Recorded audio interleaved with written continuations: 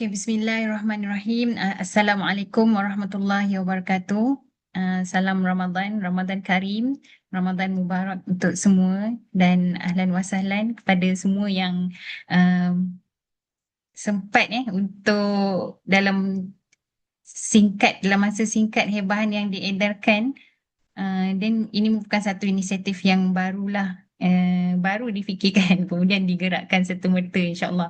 So, alhamdulillah siri bicara Al-Quds Ramadan 2026 mengalu-alukan kehadiran akhwat, sisters, adik-adik, kakak-kakak, ustazah, makcik-makcik. Pada hari ini secara rasmi insya-Allah adalah sesi yang pertama lah untuk siri bicara Al-Quds Ramadan 2026. Dan kita akan hari ini kita akan berjaulah ataupun berjalan-jalan melihat ayat-ayat Al-Quran bersekitar tentang perjuangan dan spirit menghayati keberkatan Al-Quran dan ayat-ayat Al-Quran dan Bumi Al-Aqsa. Program ni secara ringkas ni lah, mungkin saya bagi sedikit latar belakang adalah anjuran bersama Asia Pacific Women Coalition for Al-Quds and Palestine dan Koalisi Ilmuwan Pendakwah Wanita Malaysia bagi Pembelaan Al-Quds dan Palestin dan Malaysian Women's Coalition for Al-Quds and Palestine. Semuanya ni di bawah Global Women Coalition for Al-Quds and Palestine. So, saya mewakili sayap belia. InsyaAllah lah menyahut cabaran lah untuk memulakan sesi ni insyaAllah. So, mungkin sikit background. Ini boleh sambil-sambil baca lah. Kami baru saja menghadiri 2 hari kursus untuk aktivis-aktivis yang terlibat dalam Asia Pacific Women Coalition ni, di mana dalam sesi training tu kami melihatlah dapat belajar beberapa modul yang agak komprehensif daripada kepentingan Al-Quds dari perspektif akidah, dari perspektif humanitarian, sejarahnya, lepas tu agensi-agensi dunia yang terlibat, lepas tu dan banyak juga lah yang kita, walaupun tak dapat cover semua, tapi training 2 hari tu seronoklah dengan kawan-kawan daripada Thailand, daripada Brunei, Indonesia ada. Dan di akhir tu Dr. Fauziah Muhammad Hassan selaku Presiden APWCKP, singkatan kepada tadi Asia Pacific Women Coalition tu, dalam amanat beliau lah saya kira sebagai penutup kepada kursus tu, menitipkan pesanan lah untuk kita membuktikan kepada Israel yang katanya Israel rasa kita orang Islam ni bila bulan Ramadan lemah. So diorang suka. Diorang sukalah. So lemah dari segi apa Mungkin kalau kempen-kempen kegiatan untuk menggandakan, membesarkan lagi suara-suara memperjuangkan hak Palestin tu, dia mungkin perlahan sikit. Tak tahu, mungkin banyak baca Al-Quran ke atau mungkin letih kan. Jadi itulah cabaran ataupun pesanan Dr. Fauziah yang saya kira tak boleh jadi. Tak mungkin kita boleh membenarkan sangkaan Israel tu kan, yang kita ni makin lemah bulan Ramadan. So sebenarnya memang dalam satu poin yang penting yang disampaikan oleh Dr. Hafizi Muhammad Noor sebagai pembentang juga dalam training 2 hari tu, mengatakan yang keimanan kita, iman kita ada apa dia kata, akaid al-iman, maksudnya tight notes kecil dalam kita ada rukun iman, tapi dalam keimanan kepada Allah tu salah satunya juga berkait dengan kecintaan kita kepada bumi Al-Quds dan Masjidil Aqsa, insyaAllah. So tanpa lengahkan lagi, dalam sesi 30 minit ni ringkas itu pembukaan, saya dah ambil masa 5 minit. Di pembukaan sebenar untuk sesi ni, saya nak bawa kita tengoklah kepada kenapa Al-Quran, Ramadan tu kenapa, dan Al-Quds dan perkataan barakah. Bila kita tengok 6 fakta Quraniah tentang keberkatan bumi Al-Quds. Barakah bumi Al-Quds itu ada 6 fakta dia dalam ayat-ayat Al-Quran. Kemudian yang last sekali kita tadabbur dan kita reflect lah untuk menghayati seruan tarbawiyah Al-Quran, tarbawiyah Quraniyah ini insyaAllah. Jadi Bismillahirrahmanirrahim. hadza bayanul linnas wa hudan wa mau'izatul lil muttaqin. Dan kitab ini, Quran ini adalah penerangan kepada seluruh umat Islam. Kenapa semuanya dijadikan, semua kita nak menggunakan bicara kita hari ini kepada Al-Quran, kerana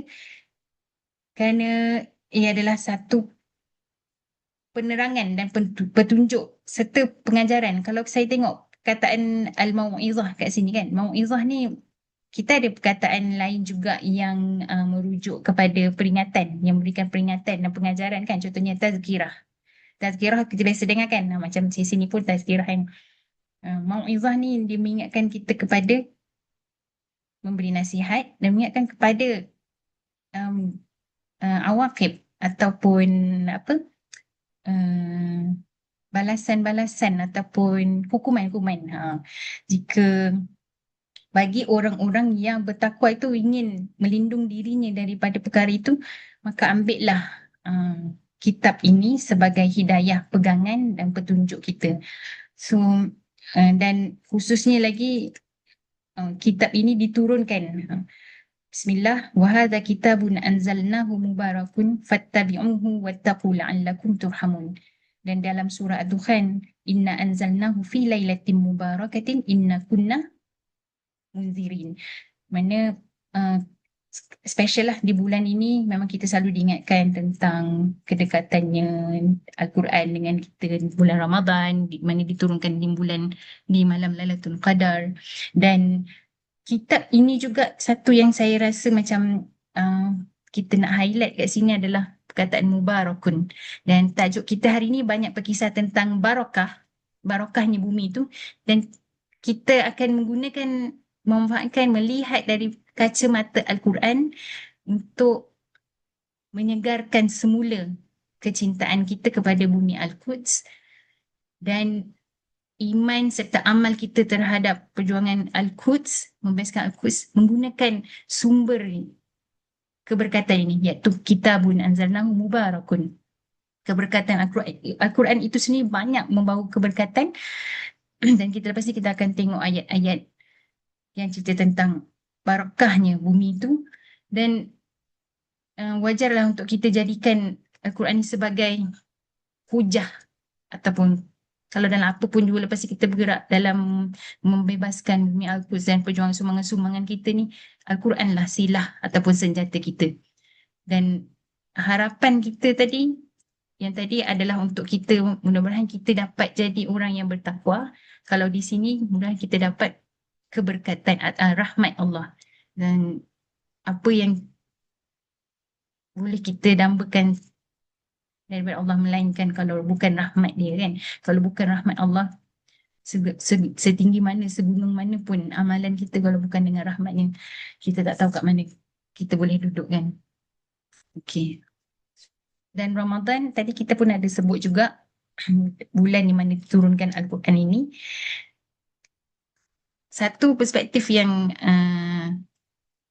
saya dapat, mungkin saya nak kongsilah di sini. Ramadan ini satu, Allah pun ada cakap kat situ.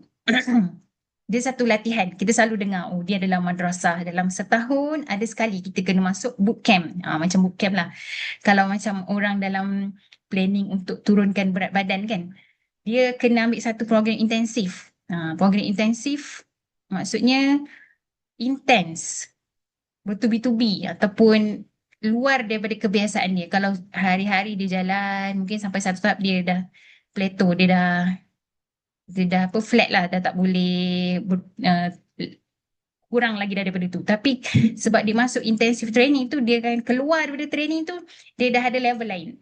So itu maksud konsep madrasah Ramadan ini. Dia dudukkan kita dalam satu suasana, walaupun sebenarnya dia memang susah, tapi Allah cakap wala yuridu bikumul usr, yuridullahu bikumul yusra wala yuridu bikumul usr. Walaupun kita rasa susah, laparnya, jadi lemahnya, tak laratnya, tapi Allah cakap dia bukan nak kita rasa susah, dia nak kita kesenangan untuk kita.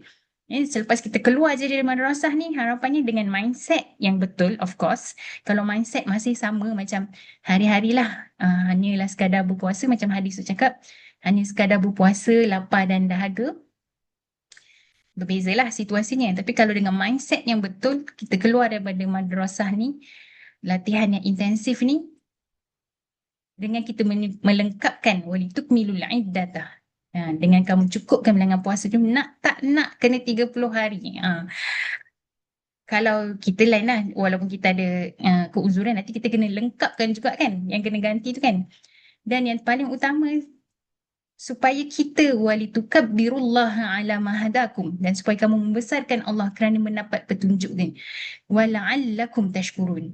Ada dua benda, supaya kita membesarkan Allah terhadap apa yang Allah hidayahkan, beri petunjuk kepada kita sepanjang Ramadan ni kan. Dengan barangkali mungkin dengan perkongsian ini saya pun mengharapkan kita mendapat sisi-sisi petunjuk daripada Allah untuk meningkatkan mutu amalan dan mendekatkan kita lebih kepada Allah, dan kemudian untuk kita bersyukur. Mungkin kita berfikir, oh walitukabbirullah, sebab kita habis puasa kita bertakbir raya kan, Allahu Akbar, Allahu Akbar, itu satu aspek lah lahiriah ni, secara zahirnya. Tapi secara dalamannya, maksudnya kita membesarkan Allah kerana telah meletakkan kita dalam satu training intensif persekolahan yang dengan hidayah-hidayah dan petunjuk-petunjuk Allah itu, kita keluar menjadi insan yang lebih bertakwa insyaAllah, dan seterusnya bersyukur. Sorry, okay. So, dan Al-Quds ni nanti kita mungkin boleh tengoklah surah Al-Isra, Subhanalladzi asra bi'abdihi layla minal masjidil harami ilal masjidil aqsa alladzi barakna hawla. Dan kami berkati sekeliling ni. Dan hari ni kita akan tengok fakta-fakta tadi tu berkitar dengan perkataan barakna. Nanti mungkin dalam siri-siri lain kita akan kupas lagi tentang hadis-hadis, dan juga nanti pasukan alimat wa da'iyat, koalisi ilmuwan dan pendakwah juga akan mengadakan siri kupasan hadis selepas raya ni, tak silap nanti mungkin kita akan boleh share lah tentang kaitan Masjidil Aqsa, kepentingan dan kedudukannya dalam akidah kita dan Islam sebagai kiblat pertama, masjid kedua yang dibina dan sebagainya. Okey, saya tak panjangkan kat situ. Jadi mungkin sedikitlah sebelum kita masuk pada 6 fakta tadi tu, saya nak tunjukkan kita, pergi kat perkataan barakah ni. Barakah ni daripada 3 kata asal, kata akar, barakah. Okey, barakah ni kalau kita tengok dia punya maksud, dia kata sesuatu yang boleh memberikan kebaikan luar daripada jangkaan. Contoh macam ni, kita masak untuk 4 orang, bawa bekal, letak dalam bekas tu memang standard 4 orang boleh makan. Pergi keluar lah kan, pergi kat universiti ke jumpa kawan-kawan kan, sekali boleh makan 8 orang. Cukup, rasa kenyang pula tu. Macam tak ada pula nak kuis-kuis ke apa kan. Itu maksudnya sesuatu perkara yang boleh memberikan kebaikan di luar daripada jangkaan. Kalau banyak ni patutnya, tapi dia boleh beri berganda-ganda lebih banyak daripada itu. Kalau untuk orang ni, urut ni, tapi boleh untuk masa ni, contohnya untuk satu tempoh ni, tapi dia boleh bagi barakah masa berganda-ganda. Macam kita kata barakah berkat masa dia, berkat umur dia, hidup 24 tahun. Tapi amalan sumbangan daripada masyarakat macam umur orang 54 tahun. Kerja 3 jam je, tapi boleh siapkan kerja macam orang kerja 1 minggu contohnya. Tu masuk barakah. Dan surah Al-Mulk, saya suka nak sebutkan, surah Al-Mulk kan antara surah amalan yang disunatkan, yang Rasulullah SAW amalkan, dan antara banyak fadilat mengamalkan surah Al-Mulk ni yang diriwayatkan oleh para sahabat, antara terbanyak fadilat-fadilatnya. Maksudnya periwayatan tu terbanyak. Dan Rasulullah tak pernah meninggalkan Al-Mulk dan As-Sajadah kan. Dan dia bermula dengan Tabarakalladzi biyadihil mulk. So tu mungkin satu tips pocket lah, boleh masuk kalau apa ni. Dan yang paling istimewanya Al-Mulk ni, dia boleh menjadi kita punya, saya suka guna perkataan lawyer, sebab suratun khasamat an sahibiha. Ada hadis tu, saya tak ingat nak recall, tapi satu surah ni dia akan berdebat untuk tuan dia ni sehingga dia dapat dilepaskan daripada siksa atau masuk syurga. Macam itulah, something like that lebih kurang. Maksudnya surah itu sendiri, surah Al-Mulk itu sendiri, yang jika kita jadikan dia amalan, dia ibarat kita ibarat tuan dia dan dia akan pertahankan menjadi pembela, pembela kepada kita di barzakh nanti.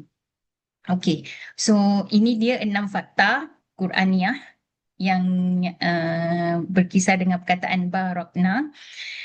Saya merujuk kepada buku almarhum Allah yarham Dr. Salah Al-Khalidi, Haqaiq Qur'aniyah haula qadiyah al-Falastiniyah. Okay. So perkataan barakna ni ada 6 dalam Quran. Cuba search type dekat Quran apps tu, type barakna, keluar 6 je. Okay. Dan semuanya merujuk kepada bumi Al-Quds. Okay. Dan semua perkataan barakna, na tu merujuk pada disandarkan, musnadun ilallah. Maksudnya dia disandarkan kepada Allah sebagai pembuat kerja yang beri barakah tu. Yang memberi barakah tu Allah. Okay. Bukan orang lain, bukan dalam keadaan mabni majhul ataupun kadang-kadang ada setengah ayat dia menggunakan, dia menyembunyikan pembuatnya, tapi ini tidak. Allah mengatakan barakna. Dan kenapa Allah menggunakan na tu nahnu, maksudnya kami kan, maksudnya kebesaran azamatul apa tu penguasaan, pemilikan, pentadbiran Allah. Dia nak menunjukkan kemegahan lah. Sebab tu tak ada guna barak tu. Tu ana, saya kan. Tapi dia kata barakna. Okay, lepas tu yang kedua, fakta yang kedua, perkataan barakah ataupun keberkatan ini mutlak. Mutlak ataupun maksudnya tak terikat. Dia tak khusus pada zaman tertentu. Bukan pada zaman Rasulullah SAW bila dia hantar para sahabat, tumpah banyak darah syuhada, bukan, tak terikat, tidak ada khusus zaman yang khusus, dan juga dia tidak terhad kepada jenis-jenis tertentu. Apa maksudnya jenis? Okey, barakah sedikitlah saya nak cakap. Barakah macam kalau kita cakap tadi, saya bagi contoh, berkat ilmu, berkat umur, berkat masa dia dan sebagainya kan. Jadi apa yang Dr. Solah ungkapkan kan, dia punya keberkatan tu tak ada jenis tertentu. Dia adalah keberkatan dia, antara gambarannya dia adalah al-barakah al-imaniyah. Keimanan diorang, keimanan kat bumi tu berkat. Lepas tu al-barakah al-akhlaqiyah. Akhlak mereka pun berkat. Okay. Lepas tu al-barakah at-tarikhiyah. Berkat sejarahnya, secara sejarahnya berkat. Al-barakah as-siyasiyah. Secara politiknya pun barakah. Al-barakah al-iqtisadiyah, ekonomi pun berkat. Al-ijtimaiyah, al-barakah al-ijtimaiyah, kemasyarakatannya pun barakah. Al-barakah al-jihadiyah, barakah jihad, kejihadan. Ini penting. Kemudian al-barakah al-mustaqbaliyah, barakah masa depannya tu pun barakah. Bukan haliyah saja tapi barakah masa depannya. Kemudian so itu ya, maksudnya keterikatannya tu. Kemudian yang ketiga, dia menggunakan perkataan dalam perkataan barakna ni, dia past tense, fa'il madhi. Tak tahu kalau ada adik-adik UIA kat sini yang belajar bahasa Arab. Penggunaan dalam bahasa Arab bila digunakan past tense ataupun fa'il mudhari, kata bahasa Melayu apa ya? Telah lah, dan telah berlaku kan. Macam dia bukan maksudnya that's it, satu kali tu je Allah berkat. Tak. Dalam bahasa Arab, penggunaan past tense adalah untuk menunjukkan ketetapan dan istiqrar. Maksudnya dia sentiasa ada. Dia dah tetap dan dia akan sentiasa ada sampai bila-bila. Tu maksud dia. Okay, so yang panjang kat situ. Yang keempat, barakah ni dia meliputi tempat, bumi itu sendiri, masa dan insan. Okay, kita ada breakdown dekat situ. First, 4 ayat barakna tu untuk bumi tu. Barakna fiha lil alamin, barakna fiha wa kunna bikulli syai'in alimin, barakna fiha quran zahiratan dan sebagainya. Itu tentang bumi itu sendiri, tanah itu sendiri. 4 ayat yang daripada 6 tadi tu untuk tanah ataupun bumi itu sendiri. Yang satu untuk insan yang mendiami bumi itu, ini spesifik. Dia rujuk kepada Ibrahim, Ishak, Lut dan sebagainya kan, dalam ayat-ayat yang disebutkan tentang barak. Haula. Kemudian yang terakhir, satu ayat ni menyebutkan barakna haulahu. Ini dalam surah Al-Isra. Yang ni Dia bukan saja tempat tanah bumi itu tapi sekeliling dia. Saya lupa nak tunjuk satu gambar tapi nanti saya masukkan. Sekeliling dia tu orang macam sekeliling tu jauh mana? Berapa radius kilometer? Nanti search type um, dia panggil concentric circle. Concentric circle. Concentric circle. Okay. Dia macam satu titik tu, macam kita baling batu kat dalam air, kat satu titik tu. Tapi air tu dia punya gelombang tu, ripple dia tu luas kan. Dia akan bergerak sampai mana-mana lah sampai cuma last kali yang ujung tu dah tak rasa sangat lah, tak nampak sangat lah dia punya ripple tu.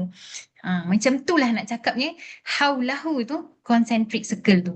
Maksudnya tak ada masalah radius berapa ke apa ke tapi haulahu tu dapat. Jadi tapi of course lah lagi dekat tu ripple itu makin kuat lah.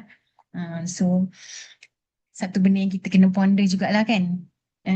Kalau kita tak dapat untuk sementara waktu ni kita tak dapat untuk duduk berdekatan. Paling-paling dekat-dekat tu mungkinlah ada kalau ada yang rezeki peluang belajar dekat Jordan. Kalau dulu ramai kawan-kawan kita belajar kat Syria kan.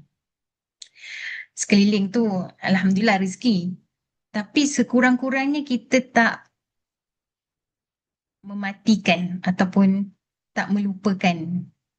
Jangan sesekali mematikan hasrat niat untuk musafir pergi ke Masjidil Aqsa untuk solat sebagai di tempat kiblat pertama kita. Kan ada hadis tu, la tashaddur rihlah illa an salas. Jangan bersungguh-sungguh kamu nak bersiapkan diri untuk kecuali ketiga tempat ni. Masjidil Haram, Masjidil Nabawi dan Masjidil Aqsa. Itu the list yang sekarang kita boleh buat, pasangkan niat yang kita nak satu hari dapat pergi solat di situ pada ketika kita tidak, maksudnya pentadbiran itu bukan di tangan Zionis Israel, maksudnya dalam keadaan yang aman dan sebagainya. Jadi kalau direzekikan untuk pergi untuk tujuan-tujuan yang besar, apa salahnya kan? Amin, semoga kita dipilih insyaAllah. Kemudian yang kelima, barakah untuk insan itu bersyarat. Ini dalam surah As-Saffat ayat 113. Wa barakna alaihi wa ala Ishaq wa min dzurriyyatihima muhsinun wa zalimun li nafsihi mubin.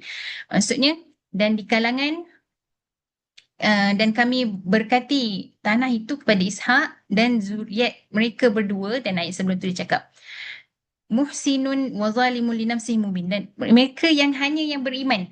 Maksudnya itu tak mutlak keberkatan itu siapa yang duduk situ beriman apatah lagi, tapi tak beriman sebab lah mungkin ada yang tertanya macam mana dengan settlers yang jahat tu yang buat macam tu kan. Dia bersyarat yang ini untuk insan. Okay, last untuk yang keenam, ada 7 minit lagi. Yang inilah haulahu barakna fiha lil alamin. So barakah ini untuk tadi dengan pengecualian tadilah yang terpilih tu kan, mukmin tu kan. Jadi kat sini adalah satu hujah lah yang mengutamakan, yang kata tanah itu kami berkati untuk semesta alam, untuk semua, bukan untuk segolongan manusia yang terpilih sebagaimana dakwaan Yahudi Zionis yang dia adalah untuk tanah bangsa dia sahaja, which is salah. So maksudnya kalau Yahudi Zionis boleh menyalahgunakan dalil, memutabelit sejarah, menukar sejarah daripada awal sehingga untuk menjustifikasikan yang tanah itu adalah hak mereka, kita apatah lagi untuk kena terpanggil untuk menyuarakan yang sebenarnya tanah ni untuk semua, bukan untuk korang sahaja. Sebab kita ada dalil daripada Al-Quran, ardallati barakna fiha lil alamin, untuk semua, bukan untuk didiami semua, bukan untuk didiami oleh sekumpulan manusia khusus saja yang kemudiannya mereka menjustifikasikan pembersihan etnik, clearance, erasure dan sebagainya kan. So sebab itu di akhir sekali, kalau secara umumnya tema kita dalam perbahasan bicara ini, kita nak membawa balik naratif. Pertamanya, isu Palestin ni adalah isu umat Islam sejagat, global. Okay. Bukan isu mereka di tanah itu, bukan isu nasional. Palestin itu soal negara itu dengan negara ini, bukan. Tapi dia isu kita umat sebagai satu umatan wahidah. Ya. Umatan wahidah. Yang sekarang ini buat sementara waktu ini kita dipisah-pisahkan dengan sempadan negara. Kita jadi nation state kan. Negara yang mempunyai bangsa dia, negara bangsa. Kita negara bangsa Malaysia. Tapi sebenarnya kita kalau merujuk pada Al-Quran, ummatun wahidatun. Satu umat yang satu. Dan pertama kiblat kita adalah Masjidil Aqsa. Jadi itu sekian itu untuk yang kali ni. So tak tahu kalau sempat kita ada masa sikit lah kot, boleh kita tadabbur. Untuk kali ni mungkin tak dapat kupas semua, tapi boleh kita hmm, reflect lah dalam malam-malam kita solat ataupun tarawih kita sementara menunggu antara isyak ke tarawih, maghrib ke isyak, InsyaAllah. So kalau ada yang boleh buka, boleh kot buka mikrofon, kita baca secara berjemaah.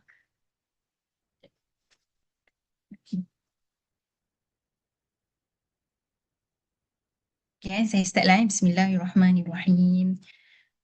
وسارعوا إلى مغفرة من ربكم وجنة عرضها السماوات والأرض أعدت للمتقين الذين ينفقون في السراء والضراء والكاظمين الغيظ والعافين عن الناس والله يحب المحسنين والذين إذا فعلوا فاحشة أو ظلموا أنفسهم ذكروا الله فاستغفروا لذنوبهم ومن يغفر الذنوب إلا الله ولم يصروا على ما فعلوا وهم يعلمون أولئك جزاؤهم مغفرة من ربهم وجنات تجري من تحتها الأنهار خالدين فيها ونعم أجر العاملين قد خلت من قبلكم سنن فسيروا في الأرض فانظروا كيف كان عاقبة المكذبين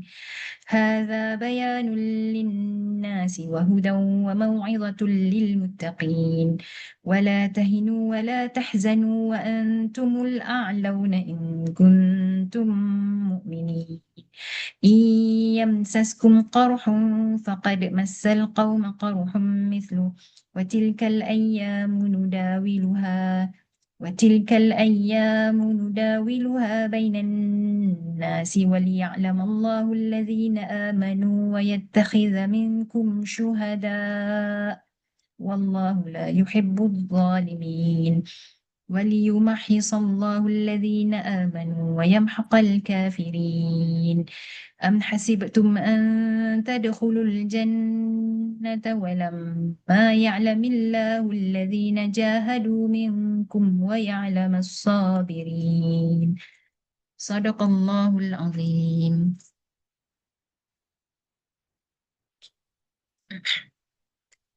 Terjemahannya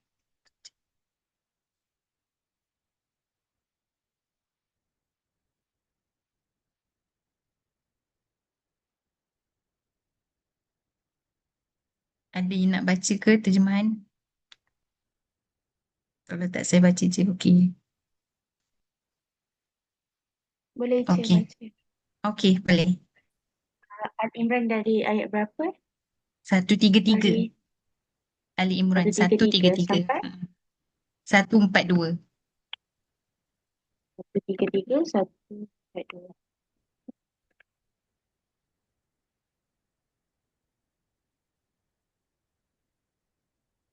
Eh.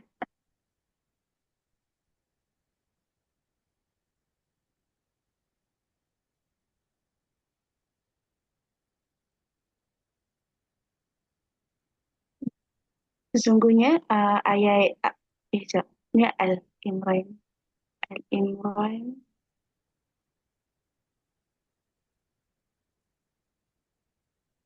satu. Maaf Okey, lambat. Sorry.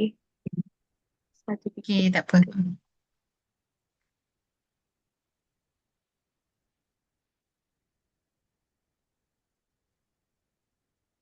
Boleh dah buka ni?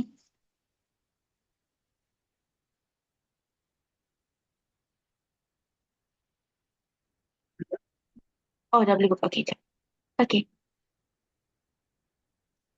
Dan segeralah kamu mengerjakan amalan-amalan yang baik untuk mendapat keampunan dari Tuhan kamu dan mendapat syurga yang bidangnya seluas segala langit dan bumi yang disediakan bagi orang-orang bertakwa, iaitu orang-orang yang mendermakan hartanya pada masa yang senang dan susah, dan orang-orang yang menahan kemarahannya, dan orang-orang yang memaafkan kesalahan orang, dan ingatlah, Allah mengasihi orang-orang yang berbuat perkara-perkara baik.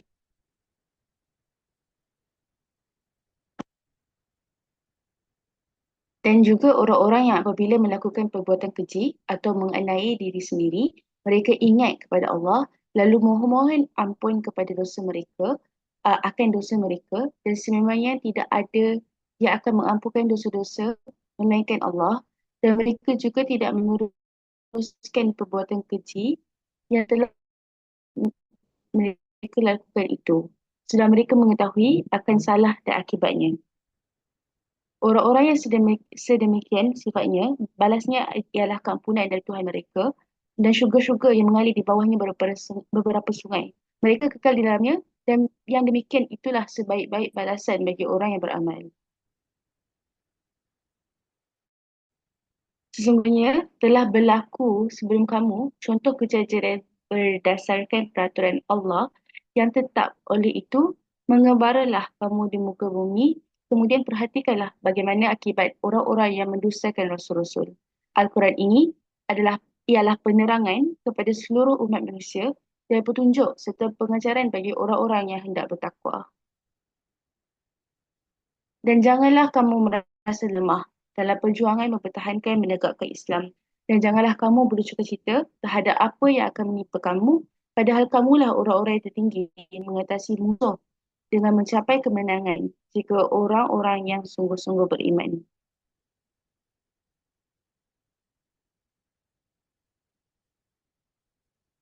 Jika kamu dalam peperangan Uhud mendapat luka tercedera, maka sesungguhnya kamu musyrik yang menceroboh kamu telah tercedera juga dan mendapat luka yang sama dalam peperangan Badar, dan demikian itu adalah hari-hari dunia ini dengan peristiwa-peristiwa kemenangan atau kekalahan.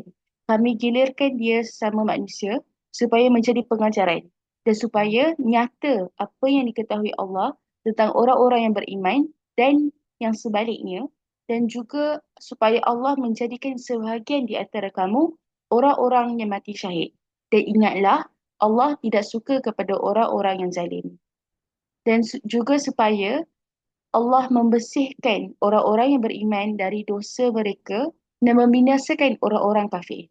Adakah kamu menyangka bahawa kamu akan masuk syurga padahal belum lagi nyata kepada Allah wujudnya orang-orang berjihad yang berjuang dengan bersungguh-sungguh di antara kamu, dan belum lagi nyata wujudnya orang-orang yang sabar, tabah dan cekal hati dalam perjuangan. Okay, terima kasih. Siapa tadi nama yang baca? Oh, ada Dr. Ilham daripada Thailand ni. Oh, Assalamualaikum. Alma Mater UIA. Okay, Alhamdulillah. So, mungkin kalau saya sendiri last satu point lah titik. Pernah melalui satu tempoh waktu yang sangat down ketika saudara-saudara kita di Syria kan didedahkan tentang penganiayaan, perseksaan yang mereka lalui dalam rejim Assad kan. Rasa macam sedihnya macam ni ke saudara kita diperlakukan. Tapi akhirnya ayat ni yang mengubat saya. Wala tahinu wa tahzanu wala tahzanu wa antumul a'launa in kuntum mu'minin. Jangan sedih, jangan berduka cita. Macam mana dahsyat pun, macam hinanya kita diperlakukan, saudara kita diperlakukan, kita tetap lagi tinggi.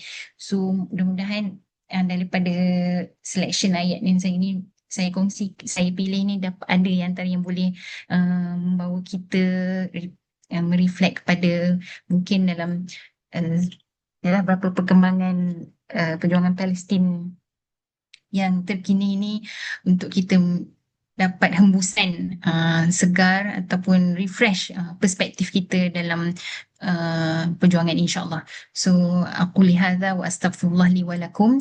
Assalamualaikum warahmatullahi wabarakatuh. Terima kasih semua.